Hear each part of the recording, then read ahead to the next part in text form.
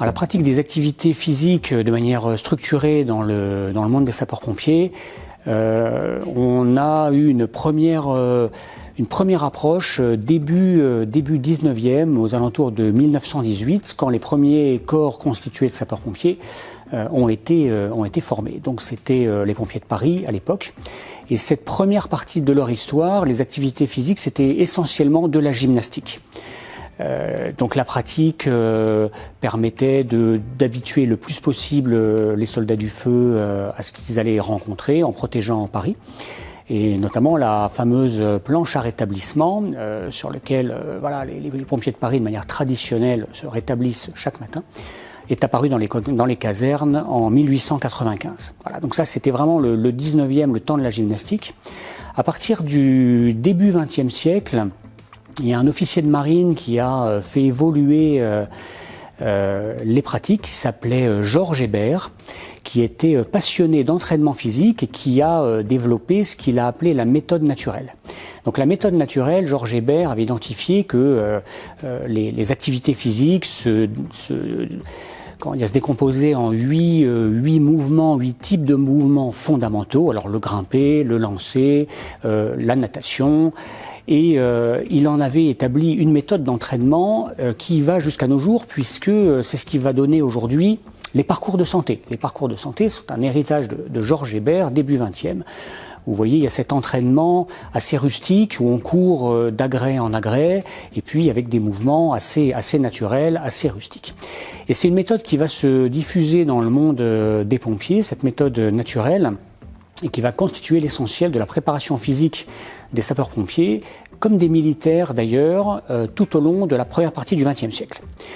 Le temps continue d'avancer et on arrive dans les années 1946 à 1949. Là, il y a deux nouvelles tendances qui apparaissent. Il y a les crosses, donc les courses à pied sapeurs-pompiers d'une part, et d'autre part le parcours sportif sapeurs-pompiers qui va rester pendant plusieurs décennies l'épreuve annuelle, l'épreuve d'aptitude qui va permettre aux sapeurs-pompiers d'évaluer sa capacité physique tous les ans. C'est une épreuve, d'abord il va tirer un dévidoir sur une certaine longueur, il passe sous des chicanes, il porte des sacs, voilà, le tout dans un temps chronométré en général inférieur à 2 minutes, et c'est vraiment resté longtemps l'outil d'évaluation de la condition physique. Le premier cross sapeur-pompier date de 1949, à la commune de Saint-Saëns en Normandie. Et aujourd'hui, dans les épreuves officielles des sapeurs-pompiers, on continue de retrouver à la fois les crosses et à la fois le challenge de la qualité autour d'épreuves d'athlétisme. L'arrêté du 6 mai 2000 fait un petit peu bouger ces lignes, puisque on a des nouveaux outils d'évaluation qui vont être déclinés dans la circulaire de 2002, ce qu'on appelle les ICP, les indicateurs de la condition physique. Donc là, c'est un certain nombre d'épreuves, alors des pompes, des tractions, une épreuve de planche, une épreuve de course à pied appelée Luc Léger, diverses autres épreuves, sur lesquelles tous les sapeurs-pompiers de France se positionnent, en tout cas les réalisent chaque année pour que le médecin d'aptitude puisse évaluer leur aptitude opérationnelle. Et la dernière évolution, en 2020, une évolution intéressante pour le concours des sapeurs-pompiers professionnels, est sorti le parcours adapté à l'opérationnel. Donc là, ce qui est intéressant, c'est qu'on a vraiment une contextualisation sapeur-pompier de cette épreuve. C'est-à-dire que c'est une épreuve chronométrée où le sapeur-pompier porte une charge sur le dos, via un dossard, et doit réaliser un parcours sur lesquels, alors à la fois il porte des sacs, à la fois il monte des sortes de marches, il effectue une translation suspendue par les bras, et on a vraiment une contextualisation opérationnelle parce que c'est une épreuve physique qui se veut être au plus proche de ce que le sapeur-pompier va rencontrer en termes de gestuelle au cours des interventions, notamment incendie ou sauvetage. Alors, on reprochait aux indicateurs de la condition physique d'être détachés de l'opérationnel, avec des pompes de manière isolée, des tractions de manière isolée, une épreuve de course à pied de manière isolée. Voilà, le parcours adapté à l'opérationnel qui est sorti en 2020 a vraiment redonné une dimension opérationnelle à cette épreuve. Alors, les activités physiques et sportives reposent d'abord sur un cadre réglementaire. il y a un décret de 2001 qui précise que l'entraînement physique fait partie du temps de travail des sapeurs-pompiers. Ça a plusieurs conséquences. La première, c'est que tous les SDIS, en tant qu'employeurs, ont d'abord une obligation de structuration de cette pratique qui constitue du temps de travail. La deuxième conséquence, c'est que le Code du travail s'applique, et notamment les 9 grands principes de sécurité. C'est-à-dire que l'employeur doit prendre toutes les mesures de prévention de façon à réduire les risques pour les agents sapeurs-pompiers professionnels ou volontaires dans la pratique sportive. Voilà, ça c'est le cadre général. Les objectifs, quels sont-ils? Les objectifs de ces activités physiques et sportives, c'est tout d'abord de protéger la santé des agents. C'est le premier objectif. Le deuxième objectif, c'est de les maintenir dans une condition physique tout au long de leur carrière pour qu'ils puissent effectuer leur mission opérationnelle. Voilà, on a donc bien ces deux objectifs, protéger la santé et nous permettre d'effectuer nos missions. Donc en fait, on fait du sport pour être à même d'effectuer nos missions. Le problème, évidemment, le paradigme, c'est qu'on se blesse au cours de ce sport. Donc il faut réduire au maximum les blessures. Au SDIS du Nord, quelle était la situation en 2018 ? On avait une accidentologie sportive assez importante, quand même de l'ordre de 10 000 jours d'arrêt de travail au titre des accidents de service du fait des accidents de sport. Donc c'est conséquent parce que ça correspond à 27 équivalents en temps plein.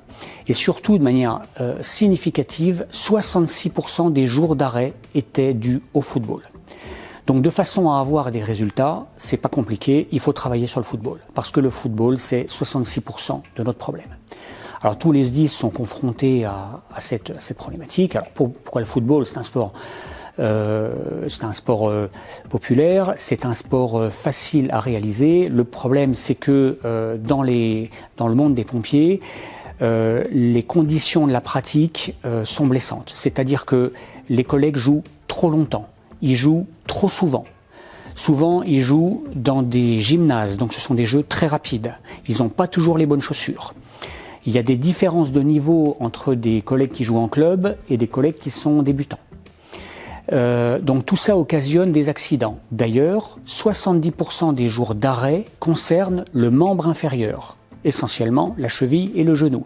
Donc c'est donc bien l'accidentologie du football à cette époque qui est un problème, 2 jours d'arrêt sur 3, avec des accidents qui sont longs, qui sont récidivants, comme des entorses de la cheville et des ligaments du genou. Voilà, donc la première démarche, ça a été de prendre en compte la dimension, on va dire, statistique de l'accidentologie sportive en observant ce qui se passe, comment se répartissent les jours d'arrêt par âge, par grade, par mois, par type d'activité, par heure du jour, pour comprendre ce qui se passe et entamer une démarche de prévention de façon à réduire cette accidentologie sportive.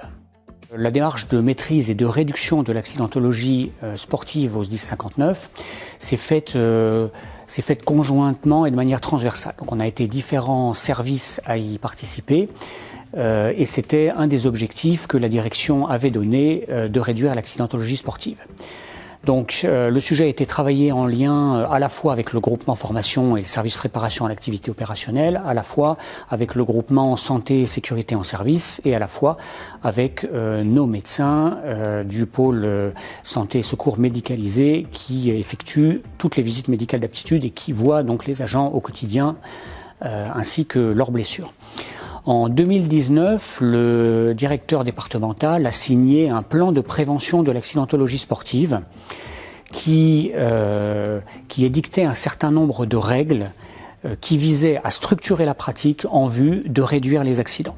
Donc je rappelle le contexte, à cette époque, 66% des jours d'arrêt sont dus au football. Alors ce plan de prévention de l'accidentologie sportive comporte un certain nombre d'articles avec des règles, notamment interdiction du sport co le matin, parce qu'on s'est aperçu qu'on avait plus d'accidents de sport co le matin et on voulait aussi éviter que les collègues jouent des sports collectifs à la fois le matin et à la fois l'après-midi. Donc première règle, interdiction du sport co le matin.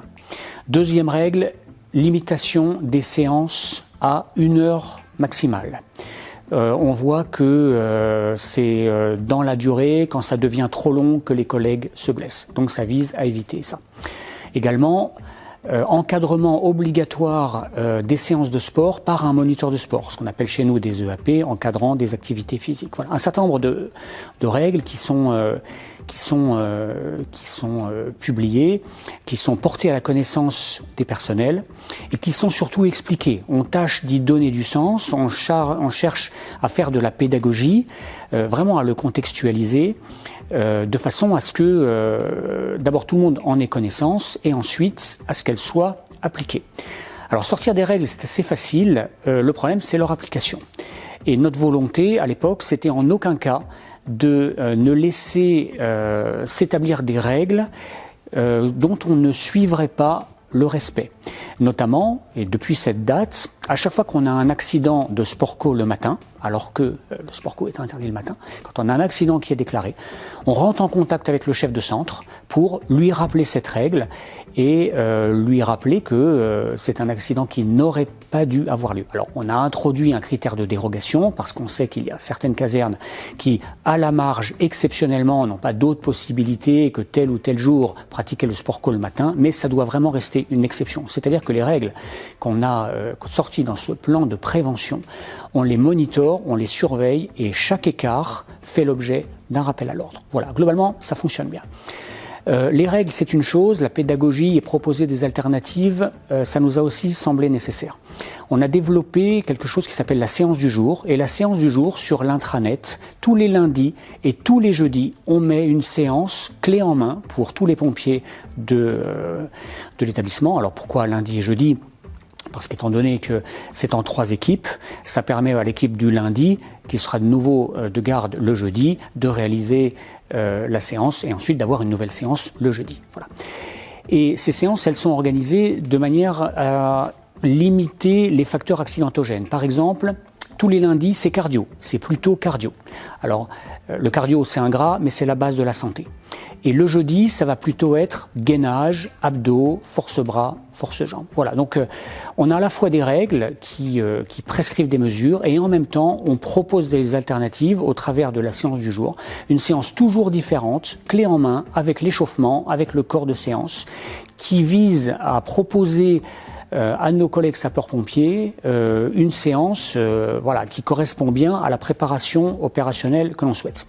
Cette séance, elle s'adresse vraiment à tous les pompiers, y compris ceux en reprise de sport, y compris ceux en retour de blessure. C'est-à-dire qu'en aucun cas, elle ne comporte une notion élitiste, elle se veut accessible, vraiment praticable par tous, avec des adaptations pour que chacun puisse effectuer un entraînement physique vraiment en qualité et en sécurité.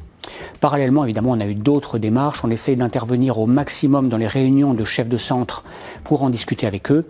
On rencontre nos 300 moniteurs de sport qu'on a sur le département du Nord le plus régulièrement possible, à la fois pour partager des infos et pour leur renseigner des nouvelles pratiques, des pratiques plus modernes. Il faut que ça soit à la fois ludique, que ça joue sur la cohésion et que ça constitue une vraie préparation physique opérationnelle.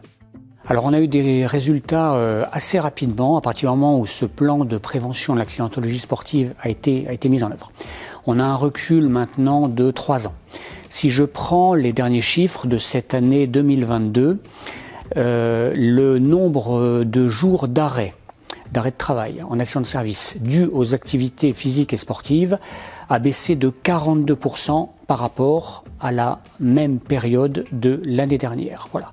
D'année en année, depuis 2019, on a chaque année moins de jours d'arrêt. Ça, c'est vraiment un marqueur essentiel parce que les jours d'arrêt, c'est la signature de la gravité des accidents. Plus un accident est grave, plus il y a de jours d'arrêt.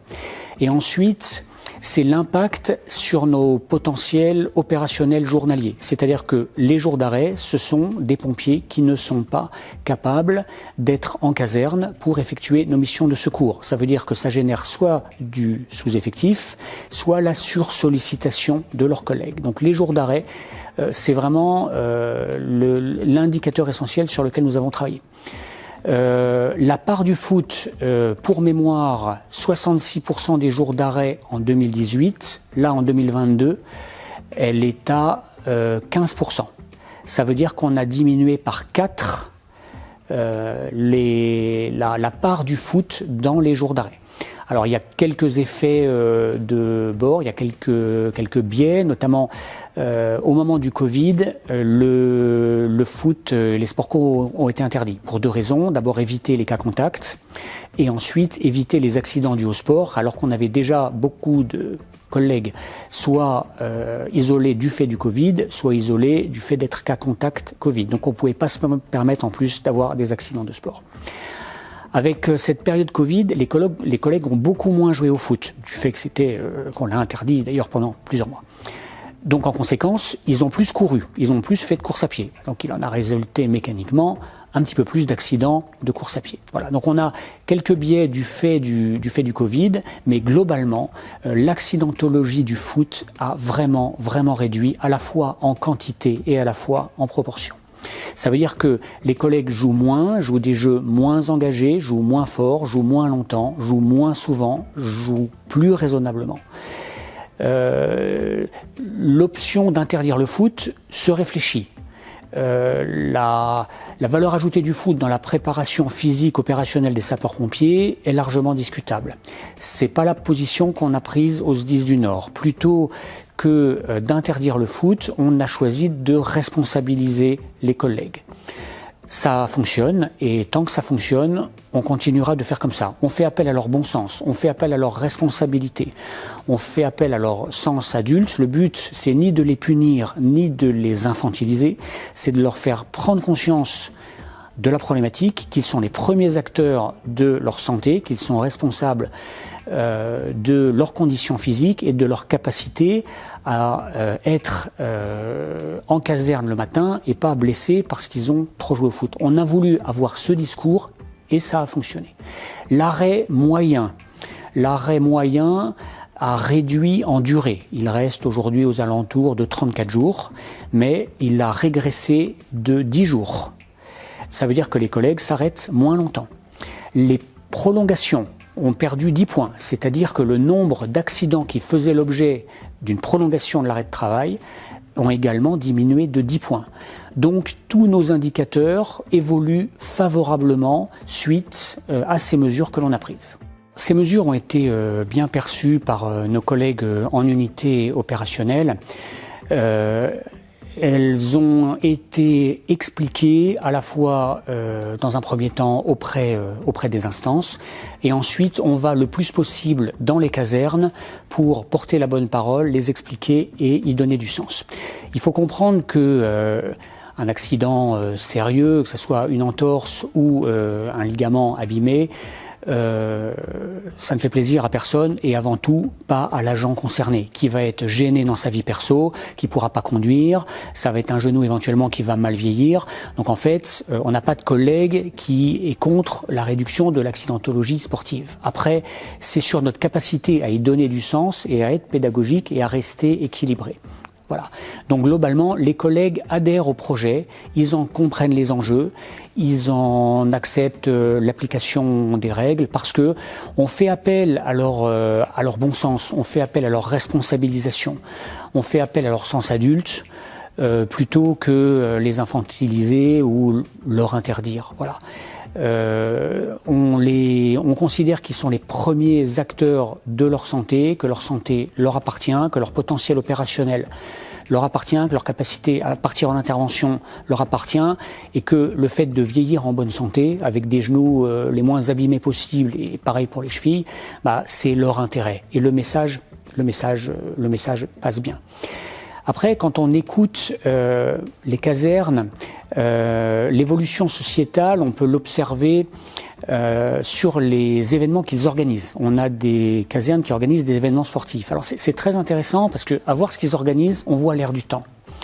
Aujourd'hui, l'essentiel des événements sportifs que les casernes vont organiser, souvent au bénéfice d'œuvres caritatives et souvent organisées par leurs amicales, c'est que c'est pas le SDIS qui organise, ça va être soit des compétitions de cross-training, en général en équipe, très ludiques, avec beaucoup de cohésion, ou d'autre part des courses d'obstacles. Donc ça, c'est plutôt des événements qui vont être sociétalement dans l'air du temps, parce qu'on va trouver ça dans la société civile. Aujourd'hui, on a de plus en plus de mal à solliciter l'engouement pour les épreuves plus statutaires comme les crosses ou comme les challenges de la qualité qui sont essentiellement des épreuves d'athlétisme. Par contre, sur des épreuves en équipe avec des dimensions ludiques et du dépassement de soi, là, on va vraiment ressentir chez les collègues une adhésion. Je pense qu'il faut aller vers ça, parce que c'est le sens de l'entraînement physique aujourd'hui, c'est ce vers quoi les jeunes générations portent leur intérêt, et donc c'est probablement ça qu'il faut nourrir pour avoir le meilleur équilibre entre une activité physique, la protection de leur santé et le maintien de leur capacité opérationnelle. C'est l'encadrement de proximité qui est le premier à la manœuvre pour réduire l'accidentologie sportive. D'un point de vue central et transversal, on peut établir des plans de prévention, mais si ça n'est pas mis en œuvre sur le terrain, ça ne sert à rien, ça ne produit pas d'effet, et ce sont jamais que des règles de plus qui sortent et qui ne sont pas appliquées. C'est vraiment le rôle des chefs de centre de veiller à l'application de ces règles. Si on regarde un petit peu ce qui se pratique dans les casernes, par exemple, ce qu'il faut prendre en compte, c'est que les pompiers doivent avoir en tête que, à tout moment, ils doivent pouvoir partir, éteindre le feu de Notre-Dame. C'est-à-dire que les séances de sport ne devraient jamais se dérouler dans des intensités qui vont leur créer une fatigue, qui vont leur créer un épuisement. Ils doivent toujours garder une fraîcheur opérationnelle de manière à pouvoir partir à tout moment en intervention parce qu'ils sont en caserne pour ça. Et ça, c'est le rôle de l'encadrement d'y veiller. Par exemple, quand je passe dans des casernes et que je vois des gros pneus de camion, je sais que ça sert à faire deux choses. Soit à taper dessus à la masse, soit à les soulever pour les retourner. Dans les deux cas, j'ai le débat avec le chef de centre où je lui rappelle que c'est déraisonnable. C'est-à-dire que l'exercice de taper sur une masse, de taper avec une masse sur un pneu, potentiellement l'été en plein soleil, c'est totalement déraisonnable pour un pompier en caserne. Ça ne sert à rien opérationnellement, et s'il doit partir sur un gros feu dans les minutes qui suivent, il est en danger à la fois pour lui, pour ses collègues et pour sa mission. Donc, la maîtrise de l'intensité du niveau de la séance d'activité physique, c'est vraiment le rôle de l'encadrement d'y veiller. C'est le rôle à la fois des chefs de centre, mais à la fois des chefs d'équipe, aussi des collègues et aussi des moniteurs de sport, de proposer des séances qui constituent des préparations opérationnelles à la fois efficaces et ludiques, mais qui conservent surtout la fraîcheur opérationnelle des collègues qui doivent pouvoir partir en intervention à n'importe quel moment. Ce dosage, il doit être toujours maîtrisé. Ça veut dire que derrière, il y a l'hydratation, derrière, il y a la nutrition, il y a tout ce qui est impératif, parce que notre première exigence, c'est pas d'avoir une activité physique et sportive, c'est de partir en intervention pour effectuer notre mission en toute sécurité, avec sécurité et performance, en protégeant notre santé.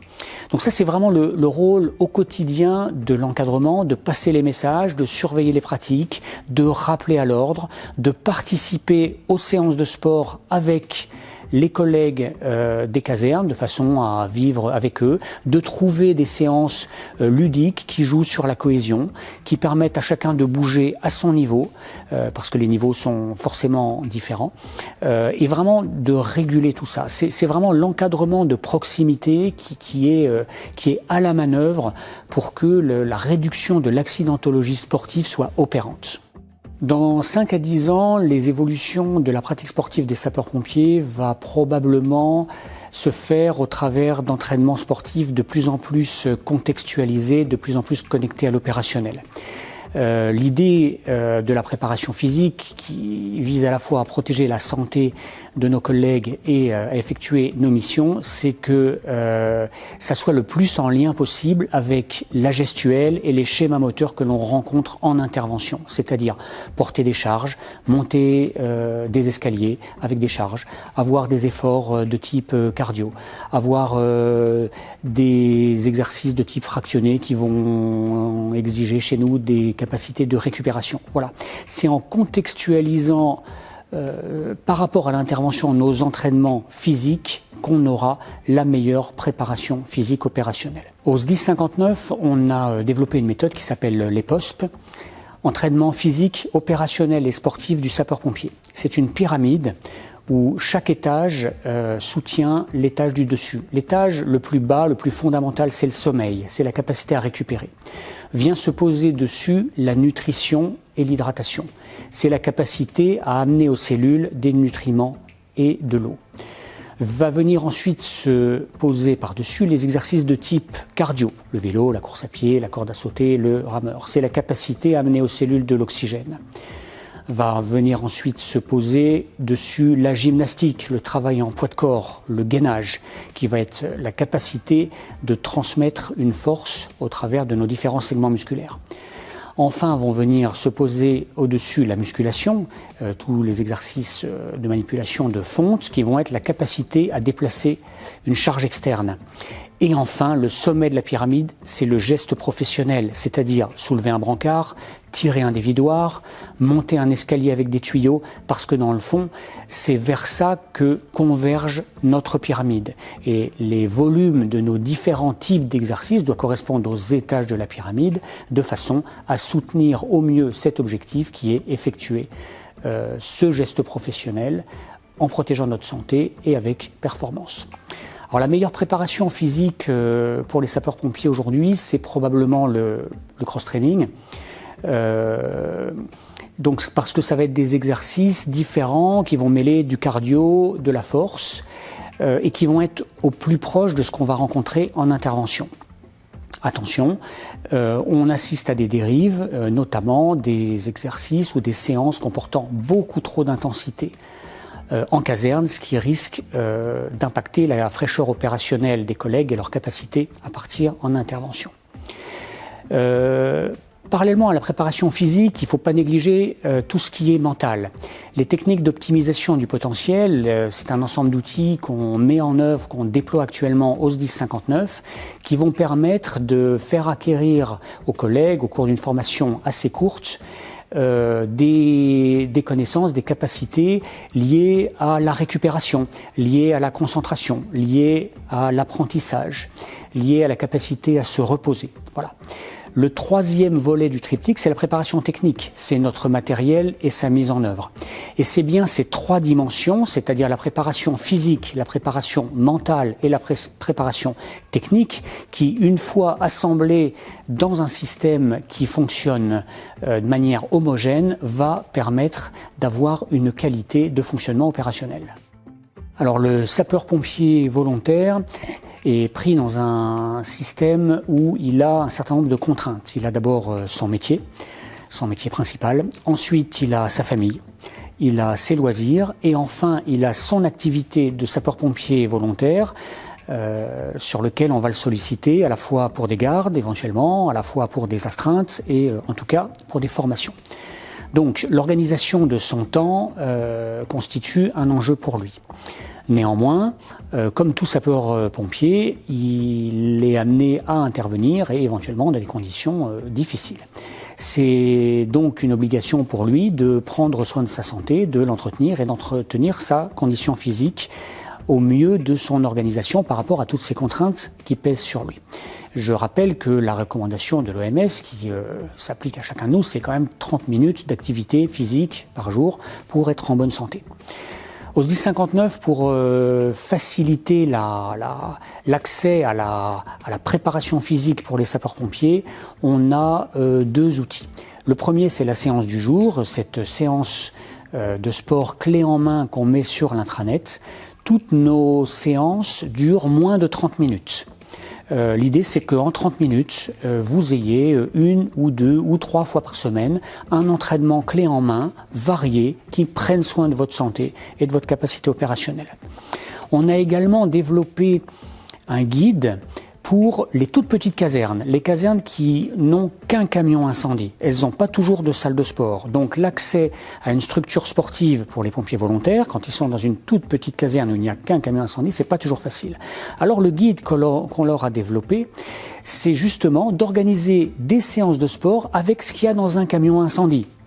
Donc, ils peuvent se servir des tuyaux, du marchepied, du matériel qui est dans le camion incendie. Et dans ce guide, ils ont des séances clé en main, soit plutôt cardio, soit plutôt abdos, soit plutôt force bras, avec le matériel qui est dans le fourgon. Donc ils n'ont pas besoin d'aller à la salle de sport et ils n'ont pas besoin d'une salle de sport. Ça présente l'autre avantage d'avoir un entraînement contextualisé, puisqu'ils vont par exemple faire des exercices de soulever 2 tuyaux, ce qui les habitue à cette gestuelle pour l'intervention.